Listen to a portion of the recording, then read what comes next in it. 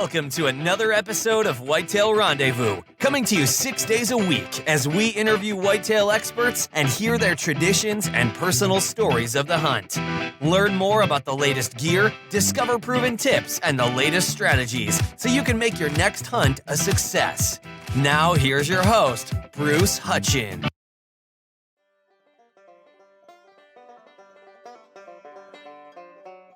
Episode of Whitetail Rendezvous. This is Bruce Hutchin, your host and executive producer.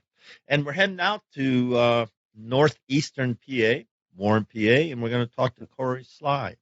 And Kory is an author. He's a wild game cook. He's a pretty good hunter because he's a really good wild game cook. So I know he's a good hunter. And he's got a hunting tradition that is something special. So Kory, welcome to the show. Thanks for having me, Bruce. It's a pleasure to be here. Hey, let's talk about the hunting tradition and growing up and your dad and what he taught you. And you still hold those traditions and you're passing them on to your kids today. So let's start off there. Well, most of my uncles and my dad hunted and family friends, and we all hunted the same patch of land near my grandmother's house, and we used her house as kind of a base camp. And, my grandparents owned a grocery store when my dad was growing up, but by the time I came along, they had retired. But the butcher shop was still intact, and so we used that to process our own deer, and have some fond memories in the meat room, as we called it. And there was a buck, affectionately named George the Buck, that hung over the meat block in the butcher shop that watched over us as we cut up our deer. I guess it was a buck that a great uncle shot back in like the 1930s or 40s, and I actually have it in my house now today because my grandma has since passed away and the house was sold. But we have great memories on that hillside and Parkland Stream and hunting on the state game lands and with cousins and uncles and friends. So, and that's where it all started. Now every Monday after Thanksgiving, I take a day off work and I go down to my parents' house, and my dad and I hunt out together. And my one uncle still hunts with us. It's not the same now that my grandmother's not around, but we still try to keep a tradition. And we're with my kids, we're trying to start our own traditions. We go out the first day of squirrel season. We got some friends in the area that have kids about the same age as my kids, and there's a group of 4 or 5 dads and 5 or 10 kids that go out, and we try to get some squirrels and then have a dinner afterwards. So we're got a lot of tradition from past and starting new traditions for the future. When you think back to when you started with your dad, what are some of the lessons that you learned then that you're still adhering to today or using today, plus you're passing on? Oh, wow, that's lessons learned. I've learned a lot of things. I've learned a lot of things not to do. It's never going to go the way that you think it's going to go. So you got to prepare for failure. And even if you don't get that big buck or you miss the shot, you still experience the outdoors. You're still better for being out there. There's never a losing scenario. Some people call hunting a sport, but in a sport there's winners and losers. With hunting, I'm always a winner, whether I get a deer or not. So I think that's one of the main lessons, is just take the whole experience in. Don't focus on just getting an animal, because if that's what you're there for, you're there for the wrong reasons. There's so many mornings I've spent in October in Pennsylvania where it's nice cold morning and you get to wake up with the forest. And, how many people get to experience that? I think everybody should experience that. But that's the lessons I've learned is to just enjoy, as my dad would say, savor the moment. And so I think that's one of the big things. When you think about savoring the moments, and as a little kid, it all seems to go by so fast. the anticipation of going hunting and then the hunt, and then all of a sudden it's over. And in Pennsylvania, I mean, it's extremely popular. You have almost 1 million people afield during your rifle season. Is that correct? Yeah, Pennsylvania, the Orange Army, as they say. So Now, a lot of how do people you out there. on state land? How do you find your own little, couple hundred acres to hunt? Well, with our grandmother's house being right there, like we had my dad and my uncles had hunted it so long, they just kind of had the spots established. And when I was old enough to hunt, and my cousins were old enough to hunt, we just kind of went in there and hunted with them. But unfortunately, they posted some land that bordered that, and it pushed other people onto the state game lands. And my grandmother passed away, and we sold the house, and um, now we're actually on a hunting lease with I don't know 30 or 40 other guys. We've got quite a few acres, but a lot of those guys that are on that lease are the guys that we used to hunt with anyway. So I I remember growing up, my dad didn't like hunting leases. He always said they were for mupp ears, which what we call Pittsburghers.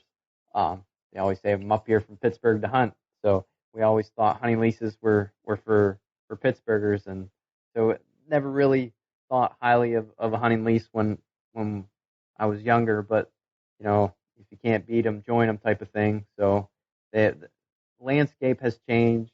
There's a lot more ground posted, so we kind of added to that by our own hunting lease and posting some of it. But where I live in Warren, I have the Allegheny National Forest near me, so I have what is that 400,000 acres at my disposal.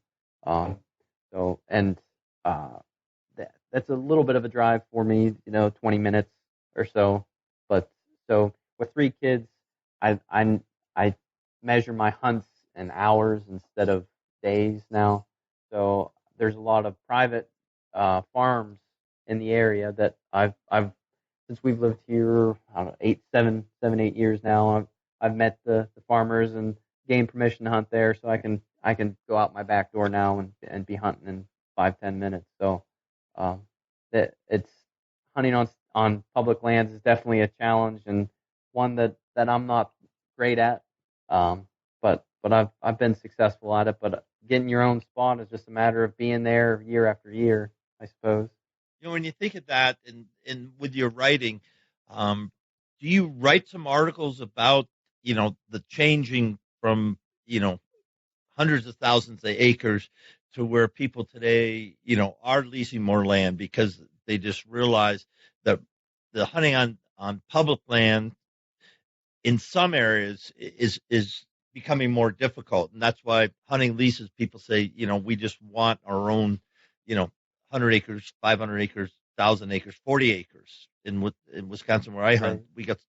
we got some 40s. I mean, that we own, and we're lucky to have the family farm. But with all the cousins and nieces and uncles, it gets crowded. 400 acres, and Right. all of it's not woodlot, so it does get crowded. So we've had to branch off to other areas to look for places to hunt. I'm always going to be an advocate for public lands. I'm a member of Backcountry Hunters and Anglers, and and I'm always going to to want to get as much access to public lands as possible, make it so everybody can hunt that that's able to, and because hunter numbers are declining, so we need to find a way to reverse that. So I think access to public lands is the best way to do that. Um, but again, I like being able to hunt my neighbor's farm and not having to worry about running into somebody else. But with public land, you have to be willing to put the work in to find the deer that people aren't finding, to go in farther than what anybody else would be willing to go.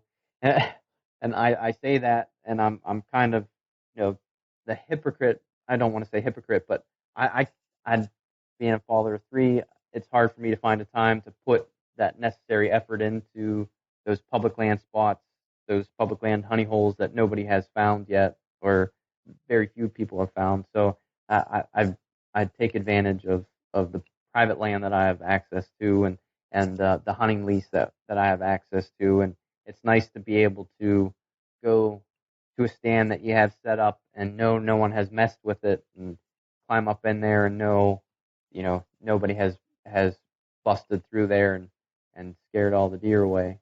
But I think you can be successful or I know you can be successful on public land if you're just willing to work at it. Yeah, there's no question about that. And folks, I wasn't alluding to that at all. There's some on social media, you can see the public land bucks that have already been taken this year, and there's some giant bucks. And it doesn't have to be a giant buck. I mean, just any buck. If you go out on public land and get your first doe or a legal buck, that's all successful. And so it's a balance. And the longer you hunt, to say, okay, I'm going to work hard. And you alluded to it, Kory, because you have to invest the time to get that mile or 2 miles away, even like out west where we have millions of acres. Elk hunting, there's a lot of either oil and gas roads, or there's a lot of fire service roads, and there's access roads. So, and I just can't do 10 miles a day. This fall, I did 5 miles at 10,000 feet. So that was a good day for me. But, I just can't hunt that. And so I'm looking for places that I can, get into, and other people aren't going to get into because they won't go as high as I hunt, or they won't drop into basins that are just suck. I mean, they're just bad. But that's where the elk are, Right. And you got to be.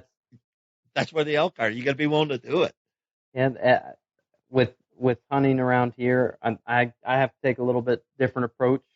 We have, state game lands, but it's hunted pretty heavily. So I take the private land approach. I take my neighbors some cookies and talk to them for a while, get the permission, make sure I'm doing everything they ask me to do, and not messing anything up to get that permission taken away.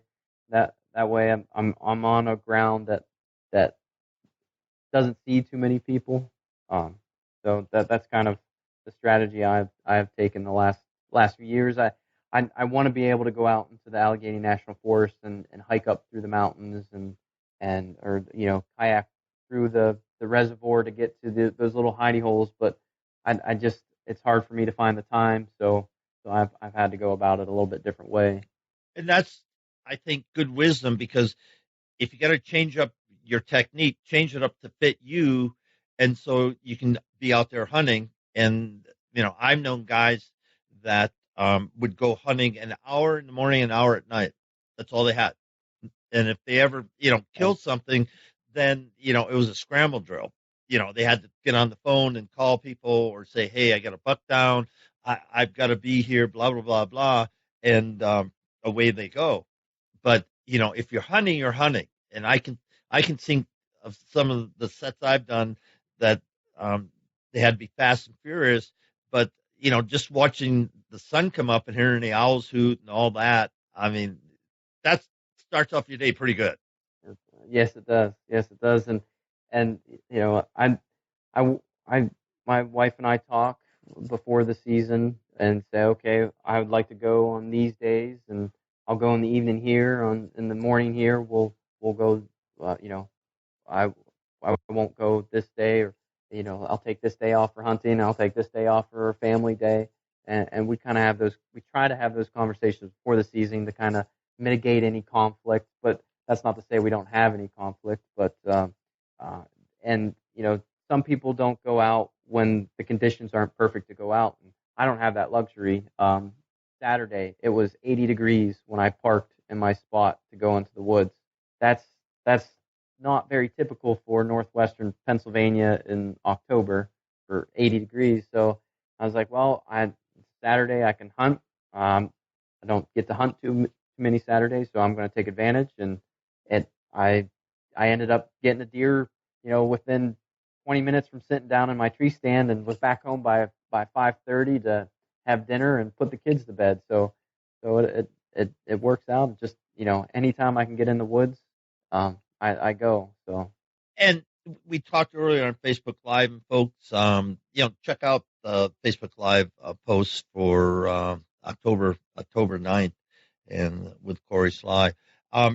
We talked about your author. You're taking and telling stories now, sharing stories. You're sharing stories with your public, with your readers, and let's camp out on that and tell the listeners, pardon me, why you're doing that.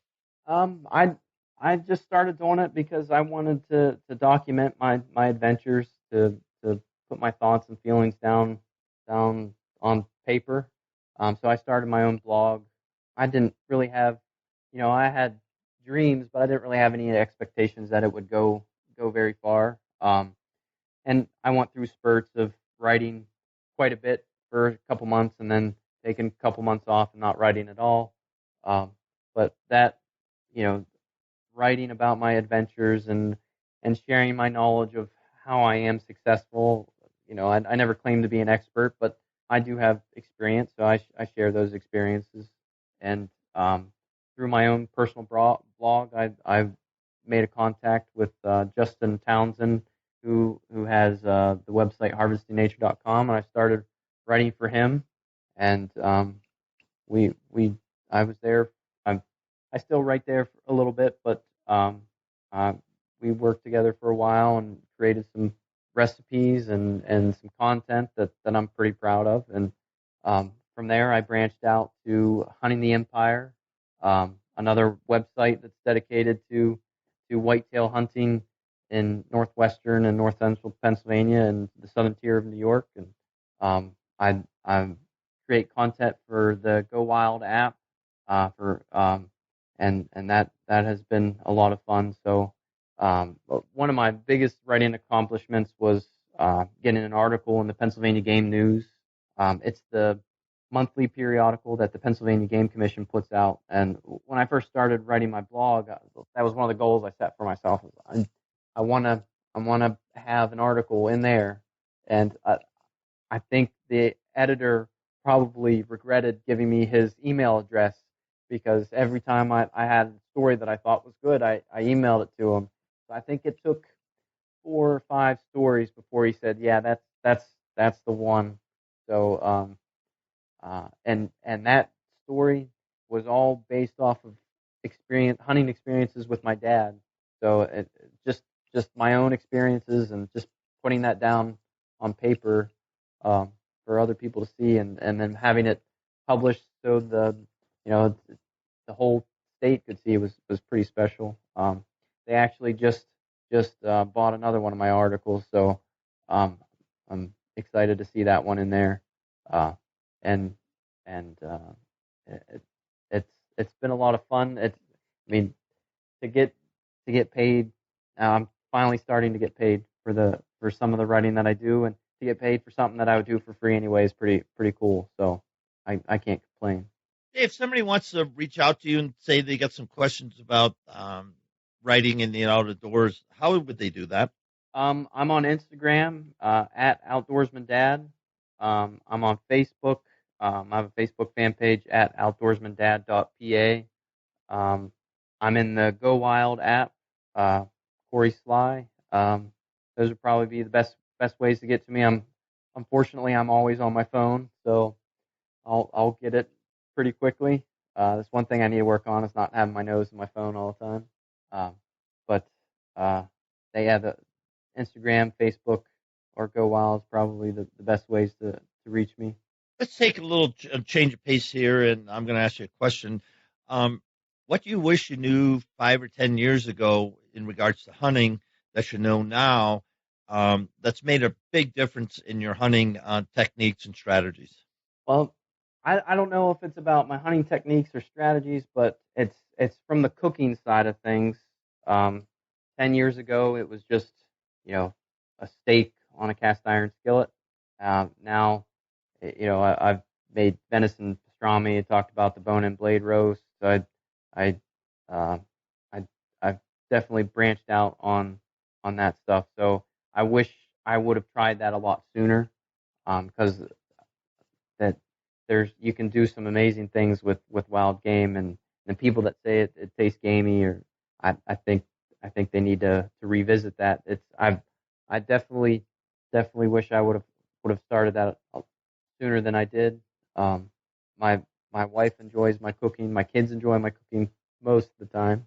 So it's fun. I really enjoy it. I really enjoy spending time in the kitchen or in front of the smoker or the grill or whatever it is.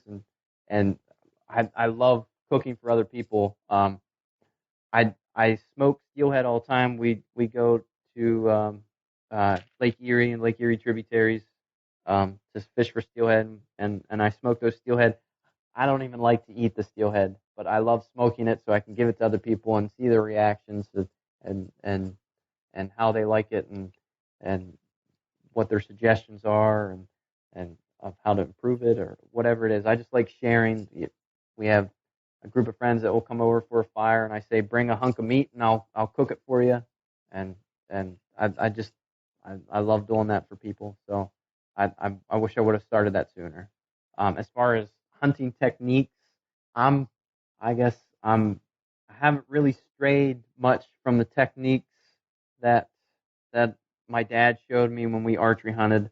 I look for a lot of the same things. I'm a meat hunter more than I am an antler hunter, and that's maybe only because I haven't had a lot of opportunities to shoot big bucks. I mean, I'll shoot one when it comes in front of me, but I've been looking in. One thing that has definitely changed the way I've hunted is on X maps. That's great for around where I live because you can see property owners and boundaries and know where I can go, know where I can't go, know who to ask permission, and see the different terrain and find the places where the deer can be. I've with my writing with Hunting the Empire, those Joe Mainville and a lot of the guys that write for him on that website are they're very technical savvy on techniques and strategies to kill big bucks, and I've started to take notice on what they're doing and the saddle hunting and listening to Mark Kenyon of Wired to Hunt, using the saddles to hunt. That's something I need to start looking into.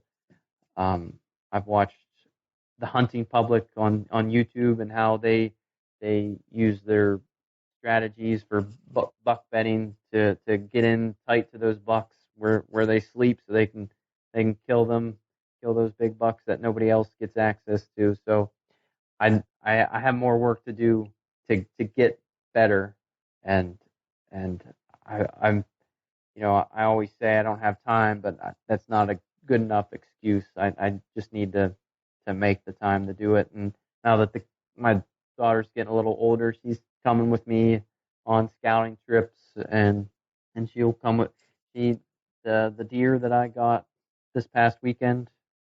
She helped me set up that stand, and two years in a row I got a deer off that stand. So she's pretty proud of that she helped me set up the stand that got a deer. So really like getting them involved, and so but yeah, a lot of things that I can be doing that I don't do now that I'm really need to branch out my techniques and scouting preparation.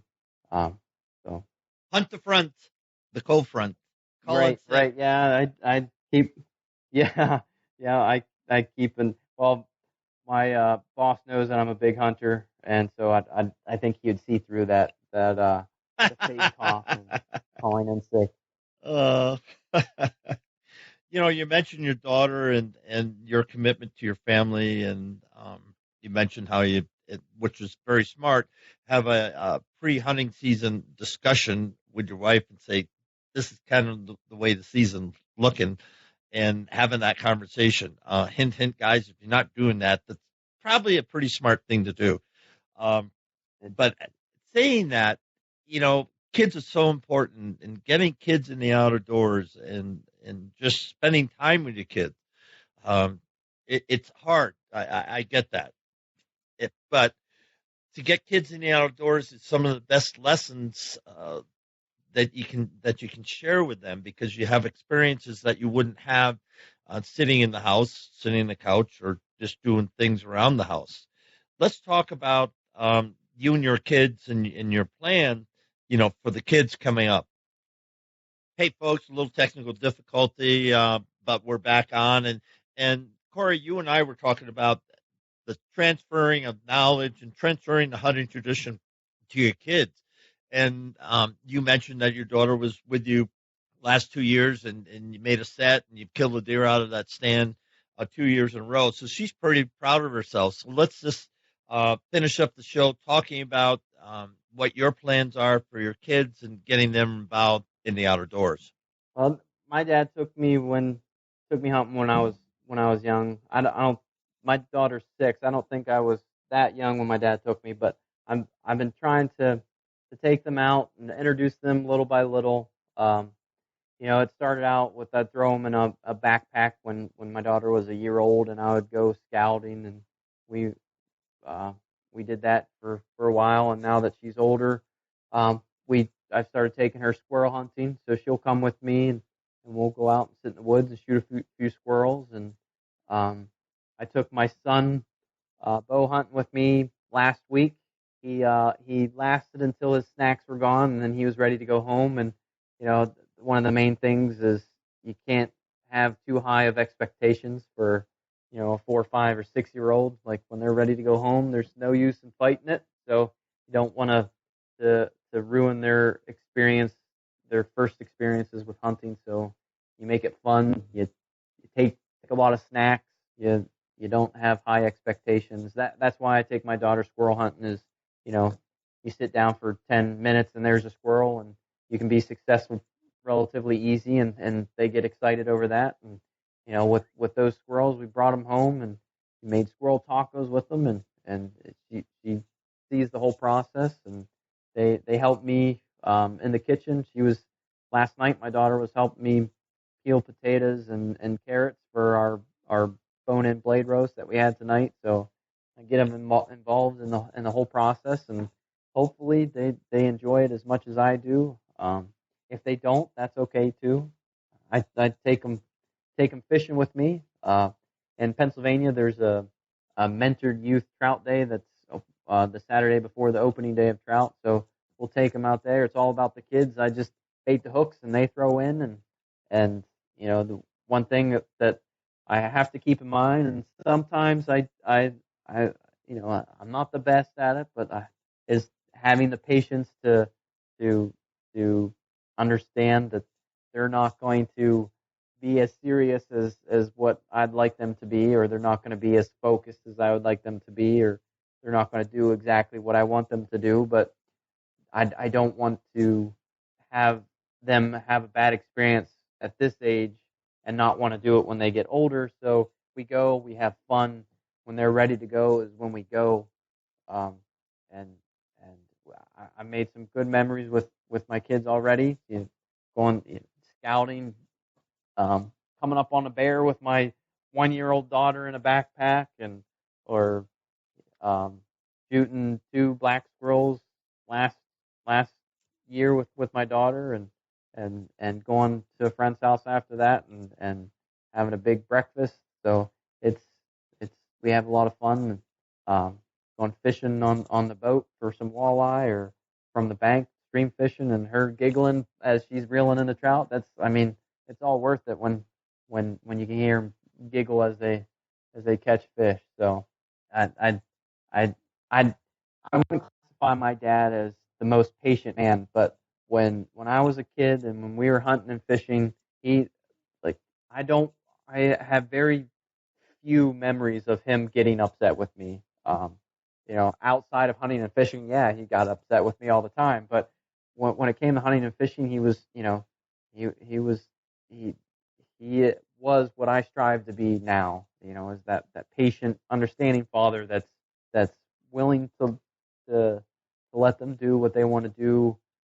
Provide some guidance and let them experience the great outdoors. So my dad is a big inspiration for a lot of my writing, and anybody that reads my stuff will immediately understand that.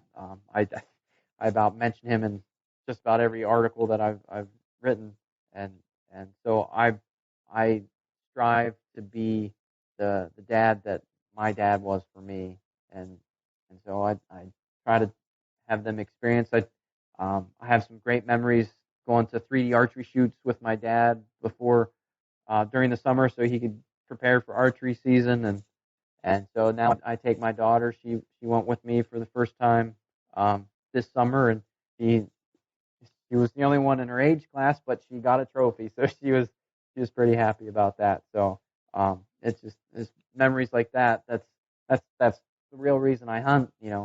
Those memories, and the food is a bonus and trophy is a bonus, but it's really about making those memories, and so that's why I have so many fond memories of hunting and fishing with my dad. I just want my kids to have those same memories, and when they're 30, 40 years old, look back and say, hey, remember that time we went hunting with dad and this happened? And I want them to be able to say that. I want, my dad's a great storyteller, and we'll be sitting around the dinner table or something, and he'll just tell the story.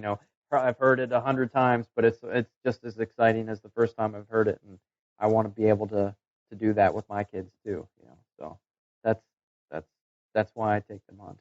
I'm just sitting here smiling and thinking about all the things you just said, because that's so spot on. And you said a lot of things, because one, when you take a kid hunting, it's his adventure. It's not ours. You're just ushering him in, opening up the doors. And when he says it's time to go, it's time to go. I mean, it's no big deal. And you can't expect kids to even think about doing all day sits until they're truly committed and, to do that. I don't even do all day sits. Okay. During the rut, I do. I'm laughing. I shouldn't do that. But it's just there's something about being in a tree stand and knowing there's mature bucks are there, and the only way I'm going to see them, we already know they're there, and the only way I'm going to see them is I have to be there. Be there. That's my whole mentality. Can't get them on your couch. Right? Yeah, that's my whole mentality, and so far it's worked out pretty good.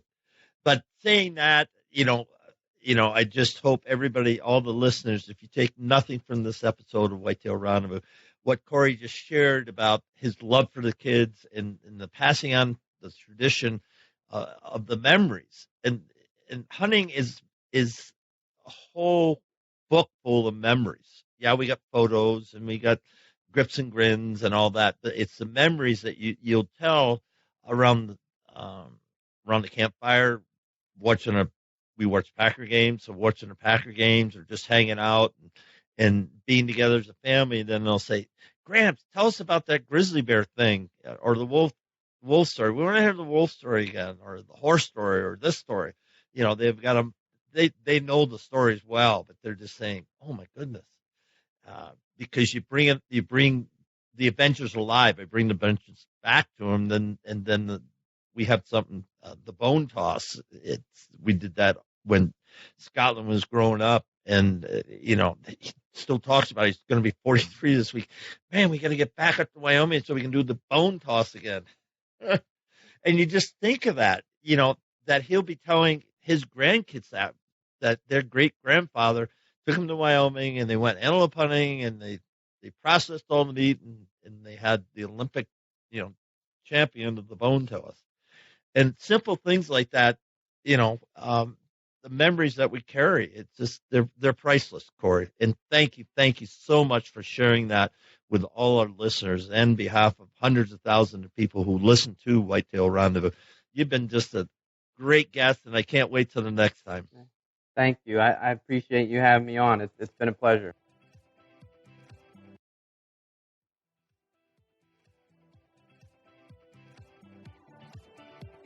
Thanks for joining us. Be sure to tune in tomorrow for another episode of Whitetail Rendezvous, where you can listen and learn from the experts so you can be more successful on your next hunt.